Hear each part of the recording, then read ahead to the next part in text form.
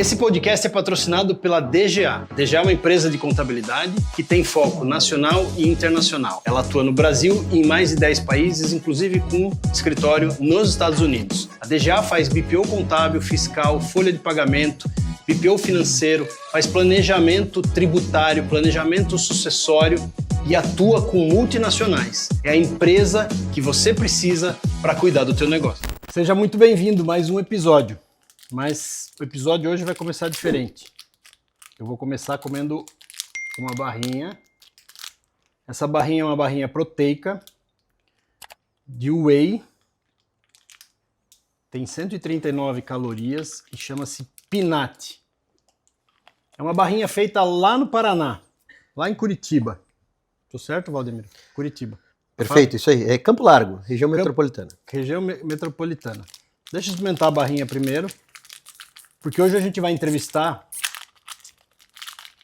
o Valdemiro e ele vai contar pra gente como é que ele chegou nesta barrinha. É bom, hein? E esse é um produto que tem um posicionamento bem interessante. Posso contar um pouquinho também. É bom. Eu vou falar de boca cheia aqui, vocês não se incomodem. Eu tô entrevistando o Valdemiro nesse episódio porque o Valdemiro vai contar pra gente como é que ele saiu da carreira dele, onde ele começou trabalhando com o pai, uma história parecida com a minha. Teve um entreveiro com o pai, resolveram que cada um ia seguir um caminho diferente. Ele, como empreendedor, começou a fazer outras coisas, empreender, quebrou, conseguiu juntar uma dívidazinha de 4 milhas, quando era muito jovem ainda, e hoje ele tem como sócio o Grupo Hero. Isso mesmo. Que é dono da Otker. Você deve conhecer. E ele vai contar pra gente hoje essa história. Então seja muito bem-vindo a mais um episódio de Os Executivos.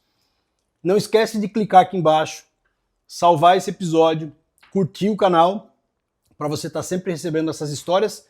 Porque como eu estava contando pro Valdemiro, aqui a gente conta a história de executivo da vida real. E ele vai contar aqui um pouquinho do que ele aprendeu com todo essa trajeto, toda essa jornada que ele veio passando, desde muito jovem, onde ele quebrou, aquilo ensinou muito para ele, e como é que hoje ele é um empresário, um executivo bem-sucedido e tem uma multinacional como sócio. Valdemiro, seja muito bem-vindo, obrigado por você dedicar seu tempo, vim lá de Curitiba até aqui, trazer umas barrinhas pra gente, adorei a barrinha.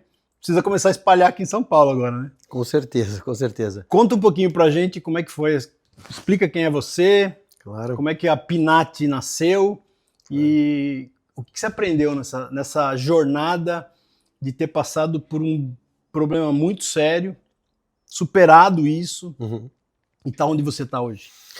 Legal, primeiro aí, obrigado pelo convite, por me receber, aí pela introdução também. Eu ainda não me sinto, é aquela coisa do jogo infinito, assim, não me sinto de sucesso, mas quando eu ouço as pessoas aí que são bem-sucedidas falando, é algo que vai dando uma motivação a mais aí, então obrigado pela introdução. Sim, sou paranaense, de Curitiba, a empresa é paranaense, ela está situada, a fábrica em Campo Largo. Esse ano a gente faz em outubro 13 anos, e foi uma história que eu acho que como a maior parte das histórias aí de empreendedores do Brasil, com muitos altos e baixos, né? Eu comento sempre que a minha história de empreendedorismo ela não foi escolhida, eu não li um livro de empreendedorismo ou me inspirei num filme e falei vou ser empreendedor, mas eu fui criado numa família sendo a terceira geração dos dois lados de empreendedores. Então foi algo que hoje, para minha sorte, porque eu gosto do que eu faço, mas eu não tive uma outra opção que por vários momentos da minha trajetória eu falei, puxa vida, e se eu tivesse essa oportunidade de entregar uma carteira de trabalho, ser vendedor de alguma outra empresa, alguma coisa assim. Mas eu não tive realmente essa opção porque, de novo, fui criado nesse ambiente de empreendedores e onde a gente sempre estava buscando um sonho. Então era o avô de um lado, o avô do outro, tios, pai, mãe, né? Meu pai e minha mãe empreendedores até hoje. Você tem irmãos também? Meu irmão é empreendedor, trabalha com meu pai. Então a gente vive isso lá dentro de casa. E isso faz com que a gente tenha vivido, né, normalmente ponto A para o ponto B. Graças a Deus eu acho que a gente tem sido bem sucedido quando você olha o todo, mas ele é uma montanha russa, não é uma linha reta.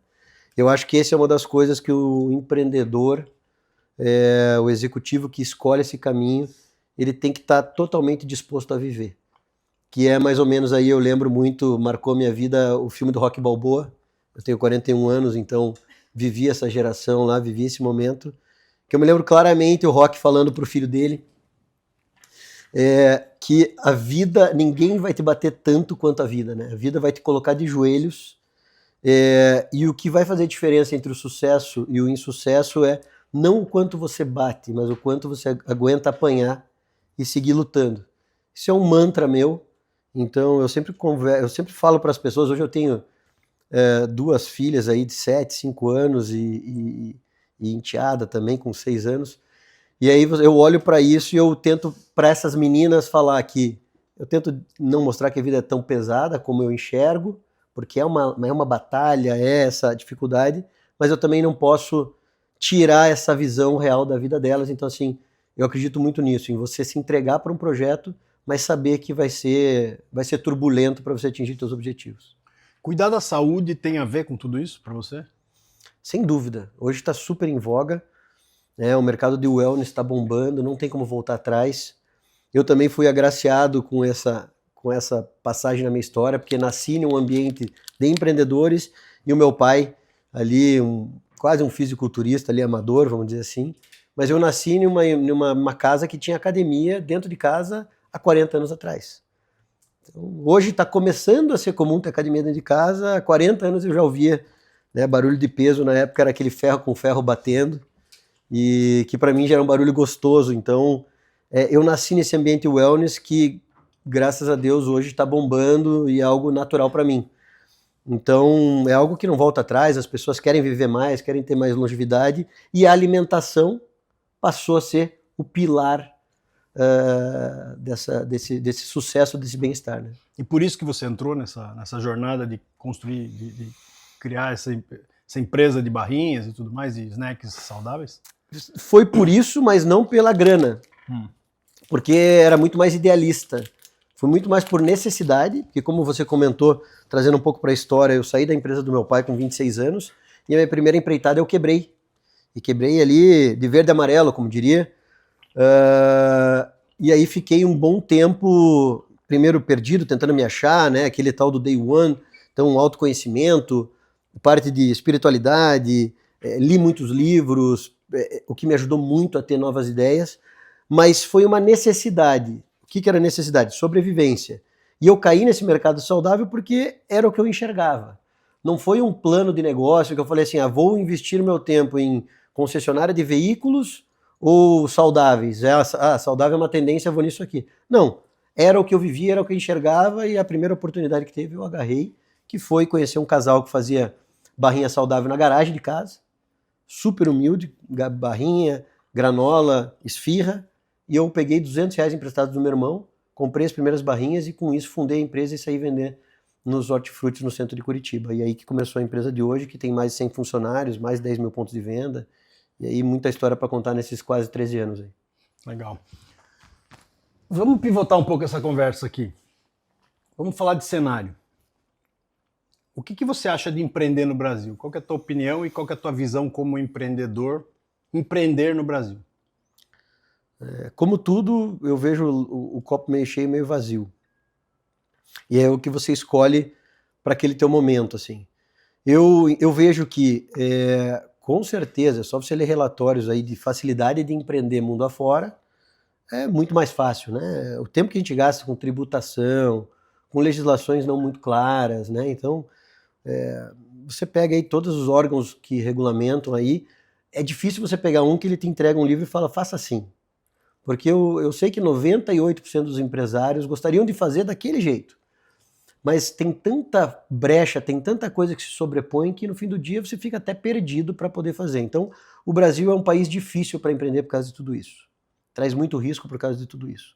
Por outro lado, eu sempre falei também isso para minha turma lá dentro, você imagina a gente empreender na Califórnia, lá no Vale do Silício. Assim, aqui a gente acaba conseguindo ter algo a agregar para a sociedade, porque tem uma visão mais apurada e etc. Lá, eu, com certeza, teria uma limitação muito maior frente a todos os caras que estão lá, que estão em um outro nível de conhecimento e tudo mais. Então lá seria muito mais difícil competir com esses caras. Por outro lado, é muito mais fácil você abrir e desenvolver um negócio.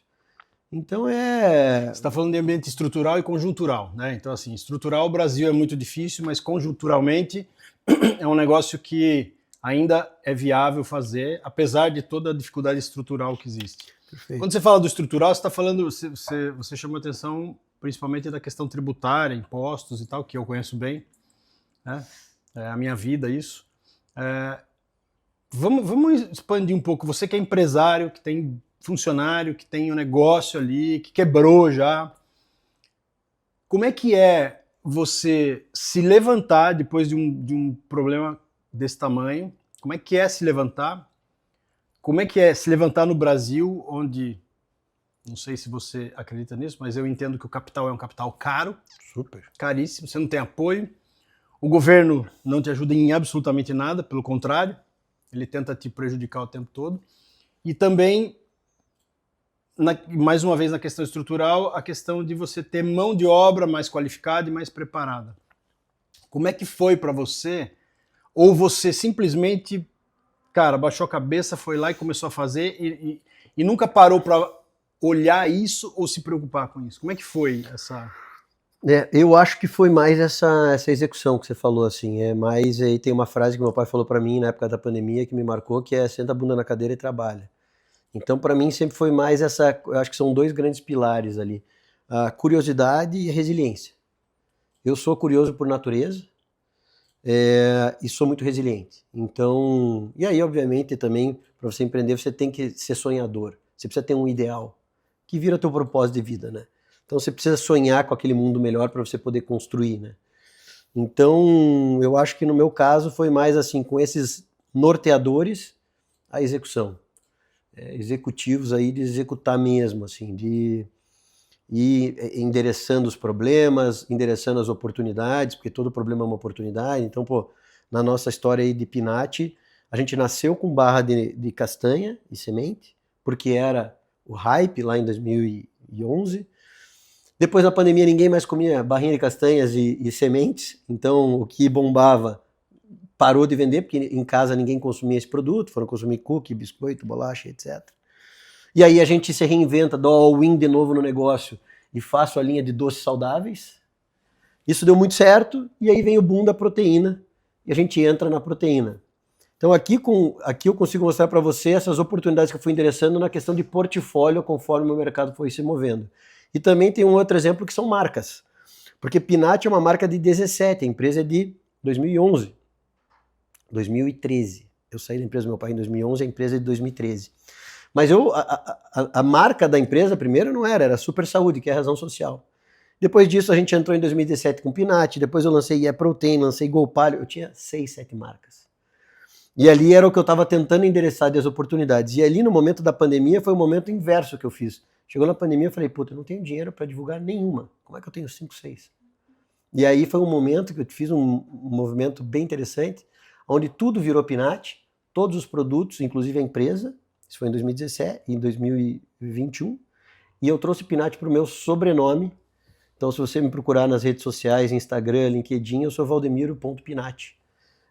E foi um movimento que eu fiz para mostrar para o meu time que eu estava 100% comprometido com aquela jornada e que eu não ia pular do barco no meio daquela turbulência ali que foi o Covid. Mas você, quando você diz trouxe para o meu nome, você registrou isso como teu não? Não fui no cartório, tá. Mas aonde você me procurar publicamente, você vai encontrar como Valdemiro Pinati. Pinati, tá. E como é que veio, como é que surgiu a história desse grupo que acabou fazendo um merge com você, um M&A com você? Então, o Grupo Hero é uma referência mundial em alimentos, é uma empresa que fez esse ano 140 anos, é da família Oetker, como você comentou, que é uma família que tem mais tempo ainda no mercado de alimentos, né? Tem a marca Oetker, que é um braço da família, e outro braço tem a empresa Hero, que adquiriu a maior participação da Pinat. E ali foi um processo interessante, porque em 2019 eu participei do Scale Up da Endeavor, uma comunidade, né, de empresas de alto crescimento e tal. E ali a gente ganhou tipo uma campanha na época lá, que era nacional, a gente fez a regional e a gente ganhou para uma nacional, que eu vim para um jantar aqui no Fazano com os fundos, lá em 2019. A empresa na época faturou 5 milhões e meio.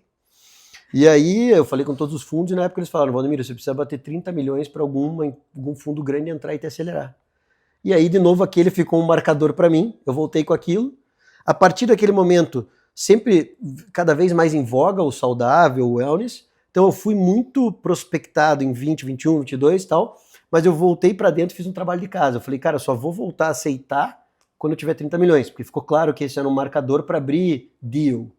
E aí em 2024 a gente viu que ia fazer os 30 milhões e aí em 2024 eu estruturei esse roadshow, esse funil. Então eu contratei uma boutique de M&A e passei a colocar todos os contatos lá dentro. Então vieram 8 contatos de forma passiva, um deles foi a Hero, e aí a nossa boutique de M&A foi 4 de forma ativa. Então foram 12 empresas em 2024 que começaram a conversa com a gente e que se afunilou, e a gente aí, como um casamento, se apaixonou pela Hero, a Hero pela Pinat, e aí deu esse match bem legal aí que a gente tá agora colocando em prática aí, trazendo pro mercado. E o que mudou na tua vida empresarial com a vinda dessa profissionalização, com a compra desse... É um fundo também? A Hero é um fundo? Na verdade a Hero ele é um braço da família Oetker de alimentos no mundo. Tá. E aí ela trabalha com várias categorias. Snacks saudáveis hoje no mundo é a terceira categoria. Tá. Mas o plano para 2035, assim como bons europeus eles olham no longo prazo, é que snacks saudáveis se torne a primeira. Então a Pinat faz parte desse movimento para ser a plataforma de snacks saudáveis na América Latina.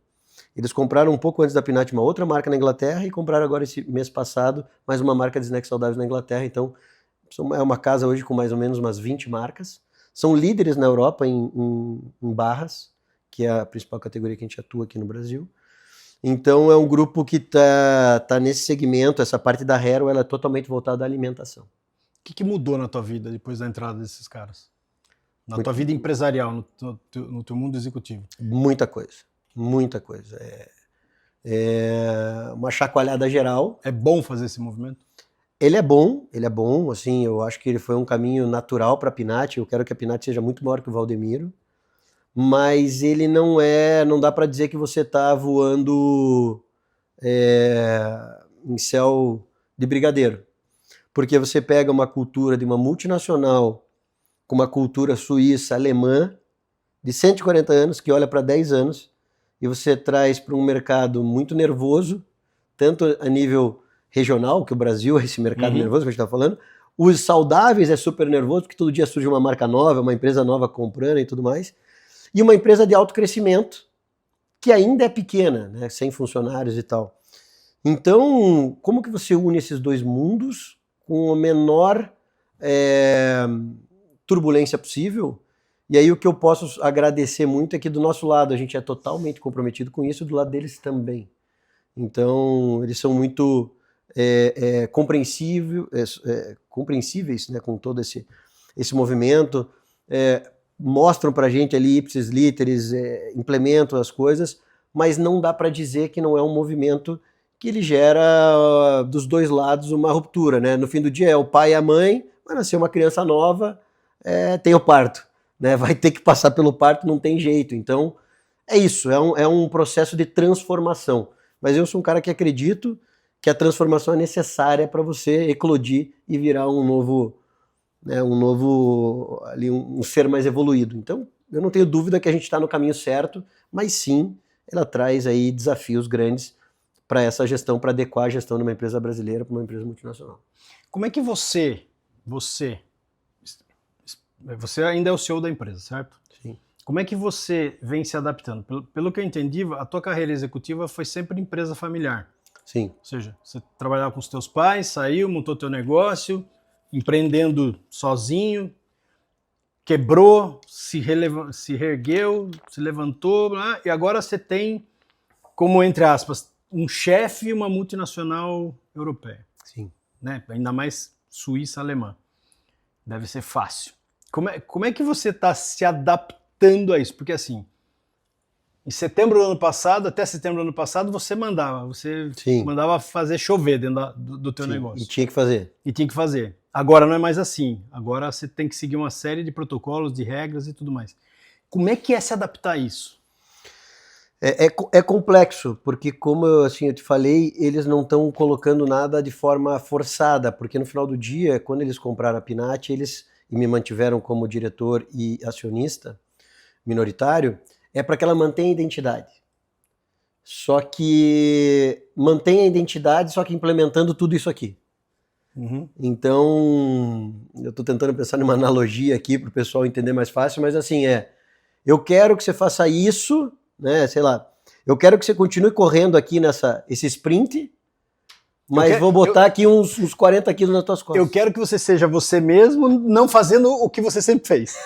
É mais ou menos isso. É, mais ou menos isso. Assim, então, continua crescendo, vai com velocidade, gás, corre aí esse sprint aí que você tem que correr, 100 metros rasos, mas vamos botar uns 200 quilômetros. 200 quilos aí para você poder... É mais ou menos isso. Então, assim, é esse cenário que daí a gente tem que conseguir dosar e encaixar. Então, mas não tem como ser diferente. Não tem como ser diferente, né? É isso. Então, ou eu seguia sozinho, ou eu fechava uma sociedade com empresas menores, empresas brasileiras, empresários brasileiros. Tiveram caras super bacanas ali na história, mas que não eram do segmento.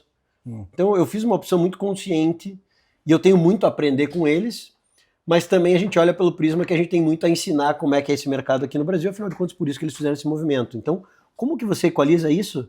É o tempero lá do Jacan para que o prato saia nem muito salgado e nem sem sal. Essa é a equalização que a gente tem feito no nosso dia a dia aí.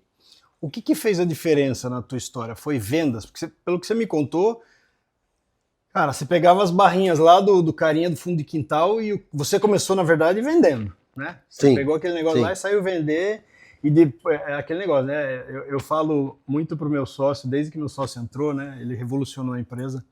E eu dizia para ele, cara, eu sou o cara do foice. Eu saio cortando mato na frente, você tem que vir atrás asfaltando, né? Porque senão o mato fecha de novo. Sim, sim. Pô, agora você virou um executivo que reporta para uma multinacional. Qual que é o grande diferencial seu hoje? O que você enxerga de grande diferencial seu? Ainda é vendas? Então, eu sou esse cara da foice, como você falou, eu sou o cara de abrir mato, ter ideia, ir para cima, fazer acontecer. E os caras não podem você?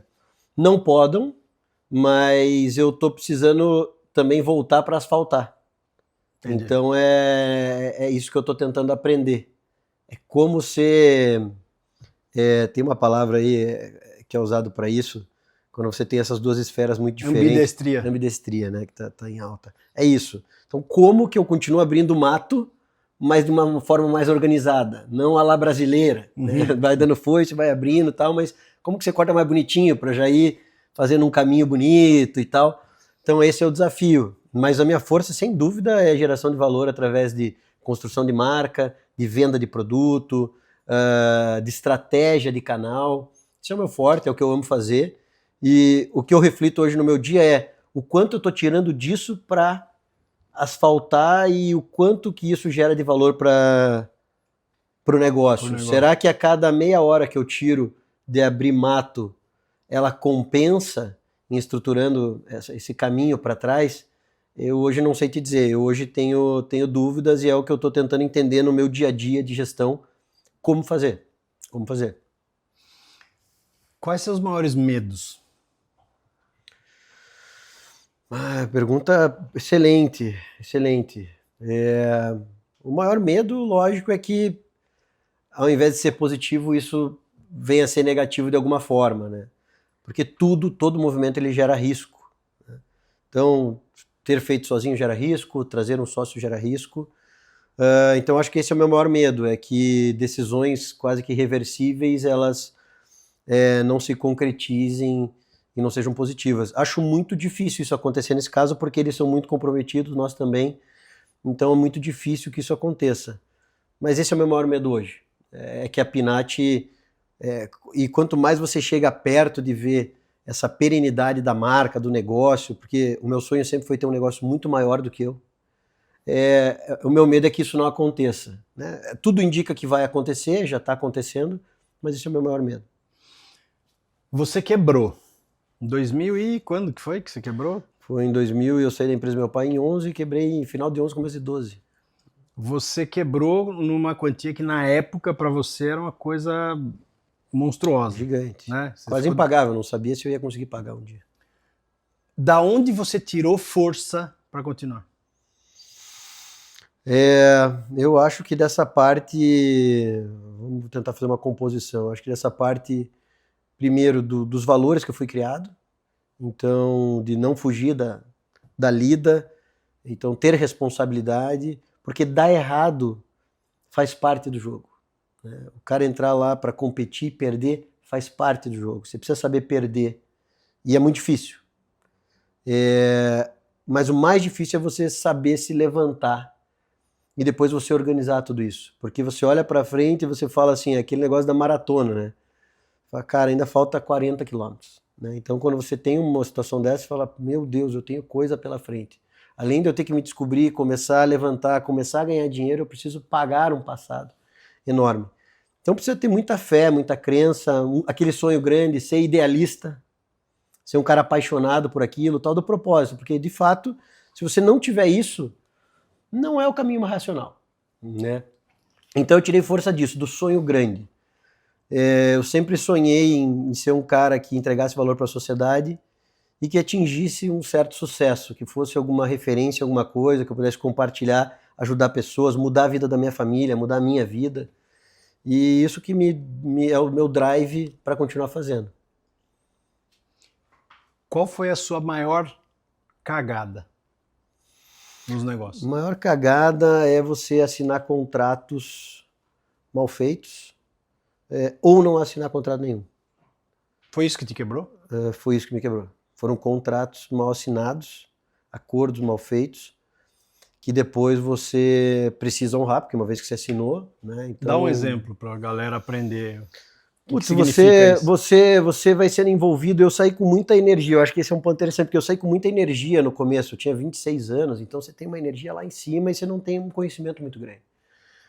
E aí você vai se envolvendo. E eu tenho essa energia e tal, uma certa ansiedade. Ou nem é com aspas mesmo, uma ansiedade mesmo. Essa noite eu tava para vir isso. Normalmente quando eu venho para São Paulo, vou cedo, eu nem durmo. Eu dormi 2 horas essa noite. Daí eu já tava pensando no podcast, daí quando eu já não tava dormindo, eu falei, putz, amanhã ainda tem o podcast, cara, vou estar com sono lá no negócio e tal, não vou. Então, assim, a ansiedade é isso. Mas eu perdi a linha aqui, falei Você me perguntou o que, Douglas? Qual foi o seu... De onde você tirou energia, né? Foi isso? Puta, até nós dois perdemos aqui. Exemplo da... Exato. Da cagada, do contrato. Não precisa cortar, não. Deixa assim. O exemplo do contrato. O exemplo do tá bom. verdade. E minha cabeça foi lá no... eu também dei uma... Fui lá na noite, eu lembrei na noite na cama.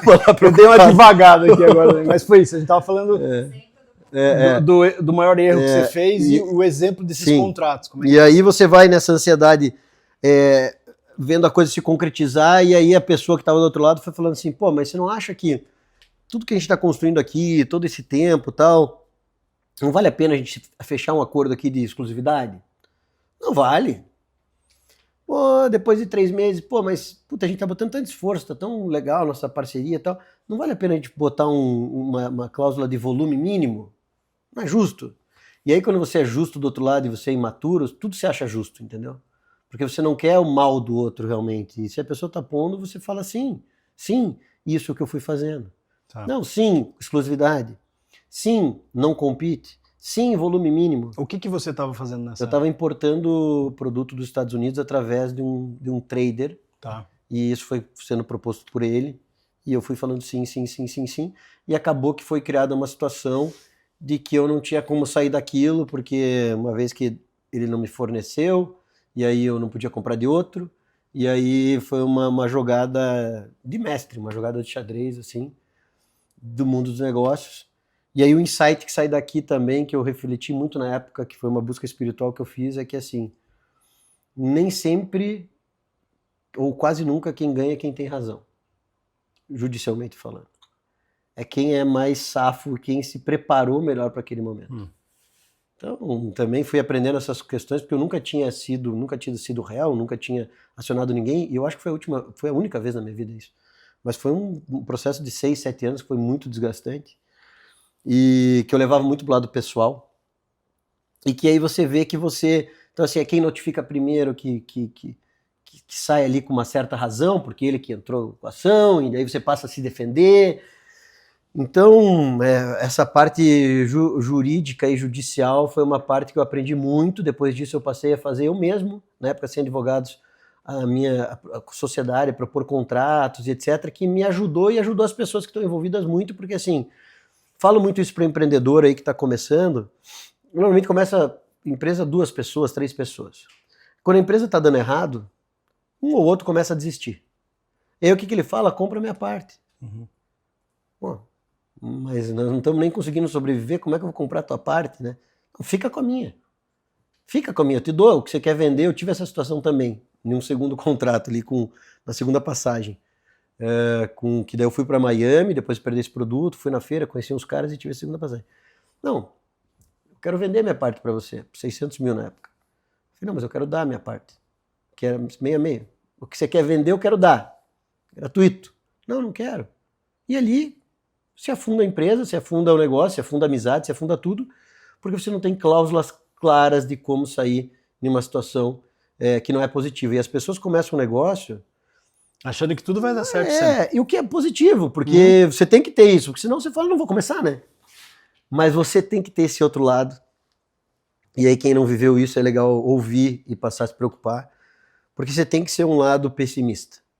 Aquela coisa que o brasileiro não gosta realista, de fazer seguro de vida. Né? Realista, acho que não é pessimista, é ser pé no chão, né? É que o brasileiro não gosta, a gente não gosta de fazer seguro de vida, a gente não gosta de comprar túmulo em cemitério, porque a gente não vai morrer, vai dar tudo certo e tal, tal, tal. E eu sempre fui um cara muito positivista, hoje tenho só 41 anos, mas acho só ainda, mas pô, eu já estou muito preocupado como que minhas filhas vão fazer quando eu faltar. Esses dias semana passada estava vindo com a minha mãe para São Paulo, e falei, pô, tem lá um cemitério lá que eu acho melhor onde a nossa família tem, vamos ver lá para comprar lá, porque eu gostaria de ficar lá. Então assim, dela, nossa, credo, né? Falei, não é credo, a gente tem que pensar nisso, porque isso vai acontecer e eu gostaria de estar lá, sabe? Então assim, é você ter essa visão de coisas que, nesse caso, vai acontecer, é fato, mas na casa de um contrato é para você, inclusive, mitigar e manter a amizade. As pessoas acham que às vezes, vou propor isso, o cara vai ficar bravo comigo. Pode até ficar um pouquinho, porque o cara é muito emocional, mas na hora de sair ele vai ficar feliz, porque você vai manter a amizade com ele, porque as coisas estão às claras, né? Então eu tive depois situações que eu validei tudo isso. Eu tive na Pinat um sócio que é amigo de infância, um cara que eu adoro de vida inteira. E, cara, a gente teve ali um término na pandemia, que era um momento péssimo para a empresa, onde a gente tinha essa cláusula aí que era assim, cara, o que você precisa, o que você botar de proposta para mim, eu preciso aceitar, e vice-versa. Então, cara, é X, em tal forma de pagamento. Pode ficar quer fazer o inverso? Quer comprar pela mesma situação? Cara, não quero. Então, tá feito o negócio. Se você quiser, você tem preferência. Eu saio imediatamente agora do negócio. Então, isso gera um equilíbrio nas relações que eles são muito positivos. É o famoso acordo de sócios, né? Eu aprendi isso relativamente cedo, porque eu trabalhei com um grande empresário, era um bilionário, na verdade, e ele era um senhor muito sábio, tanto é que ficou bilionário, e ele me chamava de filho, né? E ele dizia assim para mim, filho, todo contrato precisa ter uma porta de saída. Ele sempre dizia isso, né? Todo contrato tem que ter uma porta de saída. Não existe contrato bem feito que não tenha uma porta de saída, porque você nunca sabe o que vai acontecer, né? Sim. Então eu gravei isso para mim, assim, todas as vezes que a gente estabelece novos acordos, e é fundamental isso, né? A gente também na nossa empresa, a gente fez acordo de sócios, a gente estabelece essas regras de forma muito clara, muito transparente. Porque é engraçado, eu acho que isso é muito do latino, né? O latino ele tem essa característica de não querer falar do ruim, do que pode dar de ruim, né? Sempre tudo vai ser lindo, maravilhoso. Aí quando dá ruim geral, porque ninguém conversou sobre aquilo, ninguém combinou o jogo daquilo e acaba... Mas vamos lá. Como é que foi? Eu tô muito curioso para saber isso, porque assim, é muito comum você ver histórias de pessoas que que passaram por dificuldade e não conseguiram levantar. Você levantou. Quando foi o momento em que você percebeu, cara, tô nos trilhos de novo, esse negócio vai crescer e de onde você tirou conhecimento para essa governança? E já vou emendar uma segunda pergunta. Para você ser comprado por uma multinacional, foi porque você fez a lição de casa. Tua estrutura estava, de alguma maneira, organizada. Não suíça, mas... Não suíça, mas... brasileira dentro dos conformes. Sim. E a gente sabe que quem empreende, quando começa, vai como samba, né? Vai do jeito que dá. Sim. Como é que você fez essa lição de casa, Vladimir? Começando aí de trás para frente, assim, eu fiz do jeito que dava e fui aprendendo e fui melhorando, mas eu sempre tive o compromisso em fazer certo. Então, eu sempre comentei assim, e depois que você vai empreendendo, você vai encontrando as coisas, tanto na questão de qualidade, fui conhecendo fábricas de alimentos ou empresas de alimentos que começaram no quintal de casa, assim, você via baixa qualidade e tal. Então, eu sempre tive um compromisso com a qualidade do produto, com a qualidade das informações. Falei um pouco para você que eu sempre fui muito Caxias, então esse meu sócio dizia muito assim, a gente nunca tirou R$1 da empresa para se pagar. A gente durante 7 anos teve funcionário lá que era analista, ganhando 2, 3, 4 mil reais, ganhava mais que a gente. Foi um período muito, muito pesado, foram 6 anos também, não foram 6 meses. E aí que a gente pagava faculdade para os mais promissores, e aí eu me lembro que meu sócio falava, cara, e como é que eu vou levar dinheiro para casa? Não vamos dividir o dinheiro da faculdade? Eu falava, não, a gente precisa investir nas pessoas para a gente poder se desenvolver. Então esse idealismo, esse sonho grande faz com que você abra mão do curto prazo para atingir esse longo prazo. Então esse é o trabalho ali que eu fui fazendo, trabalhando com essa clareza de que o certo é meio que o básico isso, mas assim, cara, o certo ele sempre vai ser certo e você pode até errar, mas você erra querendo acertar e aí fica mais fácil as coisas do que você querer dar um jeitinho, aí entra muito essas questões que a gente está falando aí obviamente de jeito brasileiro. Eu acho que esse foi o segredo de a gente conseguir chegar em um ponto e falar, beleza, tá aqui, ó, tem esses buraquinhos na parede, tem essas paredes aqui para pintar, mas isso aqui foi feito com esse projeto, dessa forma, para que isso aqui, né, tivesse uma estrutura. Mas como é que vive durante esse período onde você abre mão de... Como é que é? Eu não sei mais te dizer, sabia? Eu estava fazendo esse comentário esses dias porque eu vivi ali foram uns 5 ou 6 anos com um salário mínimo, depois com 2 salários mínimos. Eu me lembro que uma época eu voltei para 2, depois tive que voltar para 1. Só que eu não tinha filhos na época, então foi uma bênção ali. Eu tinha 27, 28, 30, 31. Mas assim, muito difícil, porque eu via meu pai prosperando, meu irmão, que é mais novo com meu pai, prosperando muito, e casa, e apartamento, e viagem para fora. E eu, muitas vezes, ou quase sempre, assim, deixando de tomar, literalmente, um suco, um energético, porque aqueles 5, aqueles 6, aqueles 4 reais iam fazer muita diferença. Então eu recebi esses 2 salários mínimos, minha mãe me ajudava com mais um, meu irmão pagava um jantar uma vez ou outra que saía, então assim também, puta, pra gente, vamos sair e se divertir, o meu irmão vai junto, e meu irmão passava o cartão dele, e pra mim aquilo era o programa do mês, assim. Em uma situação, de novo, de uma família que eu tinha condições de fazer outra coisa, mas eu precisava passar por aquilo. E eu me lembro que uma passagem também bem importante, meu pai, do jeito dele também, acertou nessa, que foi que eu falei, pô, me ajuda com 2 salários aí por 5 anos e tal. E ele falou, de jeito nenhum, de jeito nenhum. Você saiu, toca a tua vida como homem e tal. E se ele tivesse feito aquilo, ele teria me anestesiado. Ele teria me anestesiado. Possivelmente eu não estaria aqui hoje contando isso pra você, porque eu teria me anestesiado por 5, 6 anos até eu ter que acordar e ver que aquilo não ia dar mais certo, ou numa próxima crise ele olhar que aconteceram e de certo falar, ó, agora acabou. Né? E da noite pro dia você tem que se virar. Então, para mim, eu agradeço a Deus, assim, tenho muita gratidão de tudo foi acontecendo no momento certo da minha vida. Mas assim, respondendo de novo, eu não sei como é que eu fiz. Eu não sei. Não quero passar de novo por isso. Eu imagino.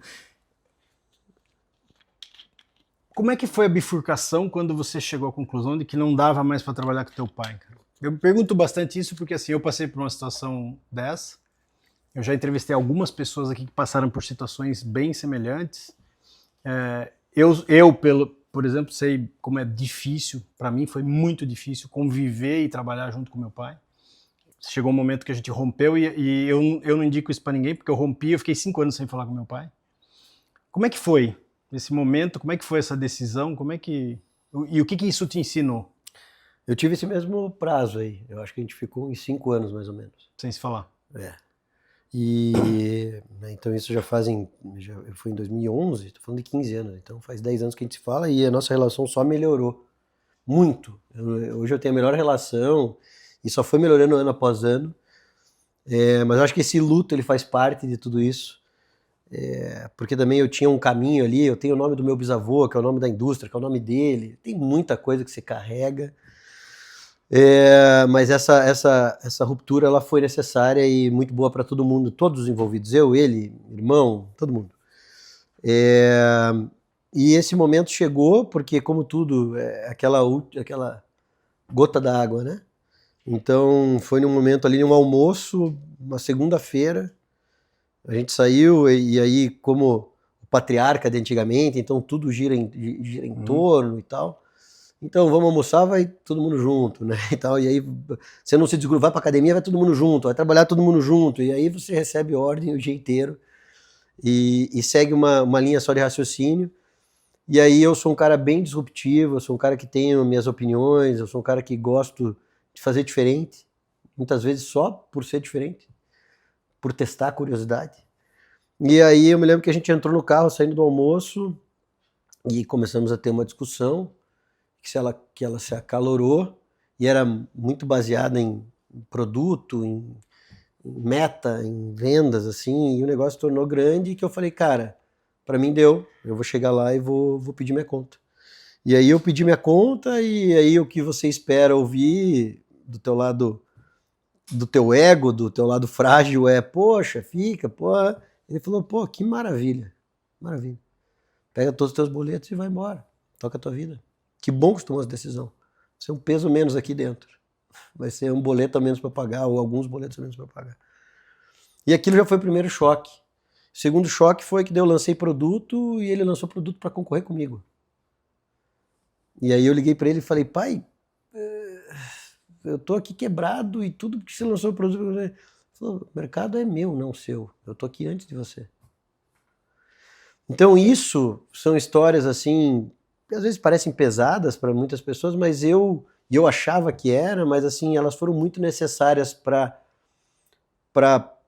mim. Assim, eu olho todas essas histórias aí e vejo que elas foram essenciais para chegar onde eu cheguei.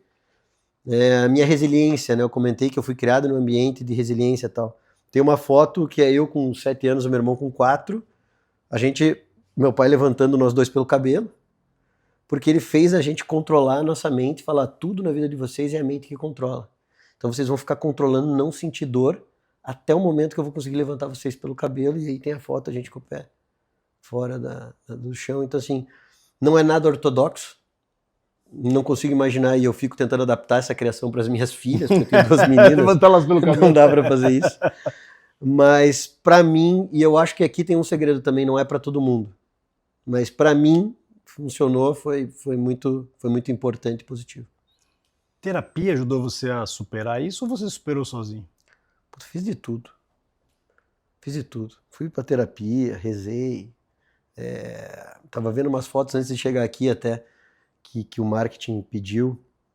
Eu no começo da empresa, eu tava numa busca espiritual, assim, minha e tal. E eu tava com a barba gigante, assim, sabe? E eu lia muito e estava tentando encontrar o motivo de viver, assim, né? Por que passar por tudo isso e tal. E hoje eu consigo olhar para trás e endereçar, né? Acho que ninguém está 100% puro, porque eu acho que daí também, eu brinco muito com isso, acho que a hora que tiver muito evoluído vão te puxar lá para cima. Então é bom ter algumas coisas para resolver aqui ainda. Então continuo na busca de me entender, de hoje ser um excelente pai, traduzindo tudo que eu aprendi com o meu pai, adaptando para as minhas filhas a linguagem, o que foi demais excluindo, né? Eu acho que pegando o melhor de cada pessoa, da minha mãe, do meu pai, dos meus avós, eu acho que é isso que faz com que a sociedade ela vá evoluindo, né? É você melhorando a geração seguinte. Então pegar o que funcionou e aplicar o que não funcionou, soltar e deixar. Hoje muito se discute esse ambiente. Eu sou da década de 70, eu sou mais velho que você. Eu tô com 55. Eu fui criado num ambiente também muito diferente do que é hoje, né? Um ambiente que a gente chama de roots, né? Um ambiente raiz. Você foi criado num ambiente assim também. Você acredita que esse ambiente foi tóxico para você de alguma maneira? A minha opinião é que ele é pesado, mas para mim fez bem. Mas, então assim, eu com certeza posso te garantir assim que você gostaria que fosse diferente, até porque eu não conheço, eu não gostaria, porque eu acho que eu perderia essa minha característica, muitas coisas que me trouxe até aqui. Mas não tem como eu te falar que é uma coisa, porque a palavra normal é o que a média faz, então não era normal, era uma criação bem agressiva, era uma criação muito voltada. Meu pai só teve filho homem nesse primeiro casamento, depois veio minha irmã, 15 anos depois, com outro casamento, mas meu pai sempre bateu muito nessa coisa do homem, é muito baseado nessa cultura do rock balboa. Homem macho, homem... Era muito assim, carregar o fardo, não arregar.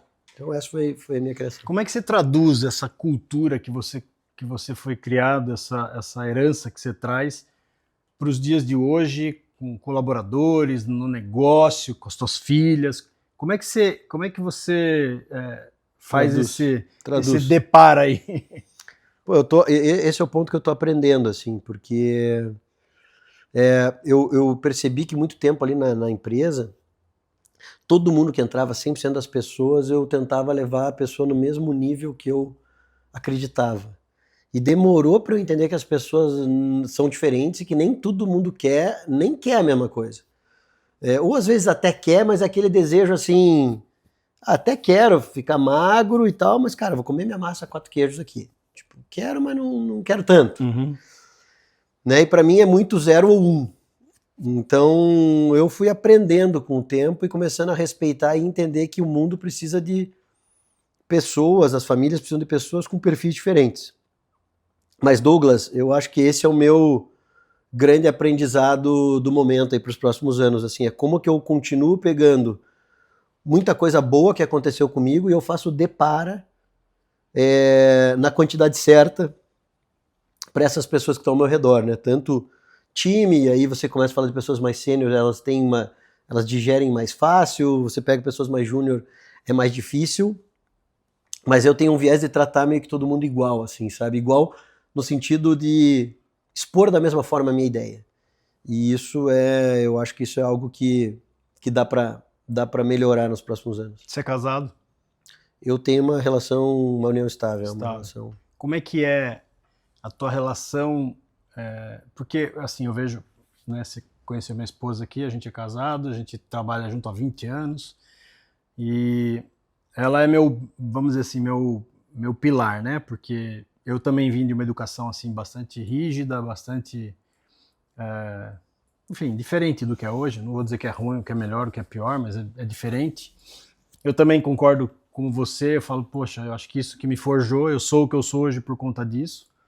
Não tenho nenhuma mágoa, nem trauma com isso. Pelo contrário, até hoje eu faço a digestão de tudo aquilo para entender aonde que eu aprendi as coisas e como é que eu tenho que traduzir para hoje. Mas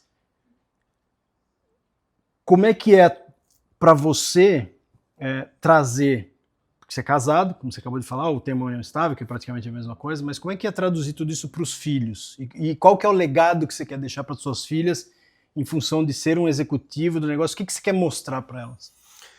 O grande ponto, assim, com esse resumo aí, com a pergunta que você fez, é assim, que a gente precisa enfrentar a vida de frente. Eu tive uma conversa, agora eu não lembro como é que foi, mas foi uns 2 anos atrás, que uma das minhas filhas, elas tinham 4 e 2, assim, e aí, eu não sei até se não foi a pequena, ou era 5 e 3, perguntou, pai, a vida é boa? Alguma coisa assim. E aí eu sou um cara que aprofundo mais as coisas, eu falei, putz, a vida é fácil. alguma coisa assim, bem clichêzão, assim. Eu falei, filha, a vida é maravilhosa, mas a gente precisa enfrentar os problemas de frente. Porque a gente não pode passar um pano e falar que as coisas são a Disneylândia, né? Seria lindo, mas eu não sei também se seria lindo, porque o gostoso de você viajar é você voltar para casa. O gostoso de ir para academia é você ver o resultado. O gostoso de você trabalhar e superar um desafio é o prêmio que você recebe disso, que às vezes é financeiro, às vezes não é. Às vezes você fala, cara, eu superei, né? Eu vim aqui, eu expus, funcionou. O próprio podcast que a gente está fazendo não é uma coisa natural para mim, não é uma coisa que eu faço todo dia. Então, para mim, assim, putz, vai ter um podcast. Eu tô fora da minha área, minha zona de conforto. Minha zona de conforto é onde eu fui antes daqui, que foi visitar um cliente, negociar. Aqui eu já tô fora. Mas eu saio daqui mais realizado, falando, putz, fiz mais uma vez. Deu certo, gostei. Pô, que bom, aprendi um negócio novo. Então, acho que o legado que eu quero deixar para elas é esse, assim, filhas, independente do que vocês vão fazer, a vida vai colocar desafio. E se tiver no caminho que você quer chegar, você vai precisar enfrentar. Porque eu acho que o grande problema hoje, e isso acontece também comigo, acredito que com você, que tem esse modus operandi mais de sair da zona de conforto, é quando vem um negócio e você pega e fala, putz, não vou fazer, deu preguiça, ou você acha qualquer outra... Vou contornar. Outra desculpa, né? Você acha uma muleta e você fala assim, mas não preciso muito disso, tal. E aí você deixa aquilo virar um monstro depois que você fica carregando, né? Então, acho que o grande legado é esse, assim, é mesmo enfrentar a vida de frente, cabeça erguida. Nós estamos indo para o finalzinho já, encerrando. Queria te dar aí, primeiro te agradecer, porque foi um bate-papo bem legal. Gostei de te conhecer, gostei de conhecer a tua história. É um executivo que traz história de verdade, né, para a galera. E nas considerações finais eu queria que você dissesse para mim, ou para o público aqui, aonde você quer chegar, qual que é a jornada aí para os próximos 3, 5 anos com essa união e aonde que o Valdemiro quer chegar? Bom, legal. Então, com relação à Pinat, a gente tem um foco muito claro, um objetivo de levar a Pinat para a liderança nas 3 categorias que ela atua, que são snacks proteicos, doces sem açúcar e castanhas e sementes. Então, a gente tem esse plano, porque o plano do grupo é ser uma das principais empresas no mundo em snacks saudáveis, e a Pinat no Brasil se une ao sonho do Grupo Hero, ao grupo do Valdemiro, de ter uma empresa muito relevante.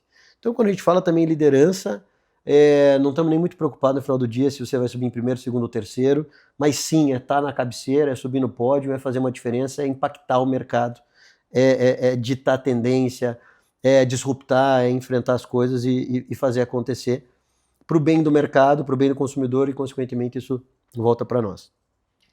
E para mim, como pessoa, ser humano, Valdemiro, é eu continuar evoluindo como ser humano. A gente tocou aqui em um dos pontos principais, como traduzir o que muita gente admira, muita gente busca, mas como fazer esse depara para o dia a dia, para as relações profissionais, para as relações pessoais. Como traduzir isso? Eu acho que esse é um dos grandes desafios que eu tenho, e eu quero me tornar esse novo Valdemiro a cada dia, esse Valdemiro melhor. Isso é um mantra que eu tenho, essa evolução contínua. E como profissional, eu quero, um dos desafios que eu tenho, assim, que eu gostaria de atingir, é levar adiante essa palavra, é impactar a vida das pessoas através da exposição, da fala, da troca, do conselho. Eu quero chegar nesse momento de facilitar, direcionar outras pessoas também, né? Eu acho que chega um momento que você quer deixar de pôr a mão, virar uma referência. E você quer começar a ajudar as outras pessoas que estão no momento de plantar, a plantar com mais assertividade. Então, para mim isso vai ser difícil, porque eu sou uma pessoa que não gosto muito de me expor, não é natural para mim, mas eu tenho enfrentado aí, tenho aceitado todos os convites e palestras e etc, e aulas e tal, porque é o caminho que eu acredito, é você espalhar a palavra do que você acredita e facilitar a vida das pessoas que estão no caminho. Valdemiro, valeu. Muito obrigado, cara. Valeu, obrigado pela tua história, por teu tempo, que eu acho que é o ativo mais valioso que a gente tem hoje, né? Nosso tempo. É isso aí, pessoal. Mais um episódio de Os Executivos. Hoje a gente falou de uma história vida real, de um cara empreendedor, um cara resiliente. Eu acredito muito em resiliência, vocês sabem disso, falo muito sobre isso aqui.